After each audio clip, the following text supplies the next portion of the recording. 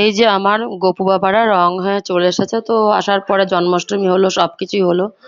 তো গপু বাবাদের আর মানে চুড়ি মালাগুলো গয়নাগুলো পরানো হয়েছিল না। তো এই জন্য একটু সোনার উপর দোকানে নিয়ে গেছিলাম গহনাগুলো পরানোর জন্য, হাতের কানেরটা পরানোর জন্য। কারণ মানুষের কথা তো বলা যায় না, মানুষ তো আর সবাই তো ভগবানকে ভগবান বলে মনে করে না। তো সেই জন্যই সোনার দোকান থেকে ভালো করে মুড়িয়ে নিলাম, যাতে কেউ যাতে ট্রেনে বাসে কোথাও গপুকে নিয়ে গেলে ওদের যেন গহনাগুলো যেন খুলে নিতে না পারে। তো এদিকে চলে গেছিলাম আমার বাবা নারায়ণের জন্য ধুতি কিনতে। নারায়ণের ধুতির শর্ট পড়ে গেছিল।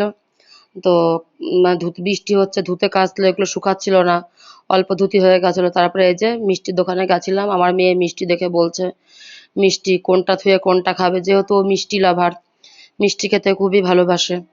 তো এই যে দেখাচ্ছে কোনটা থুয়ে কোনটা নেবে, আমাকে তো বলছে আমি সব মিষ্টিগুলোই নেব, সবগুলোই খাবো মিষ্টি। তো ওর জন্য যে কিছু মিষ্টি নিয়ে নিলাম, দিয়ে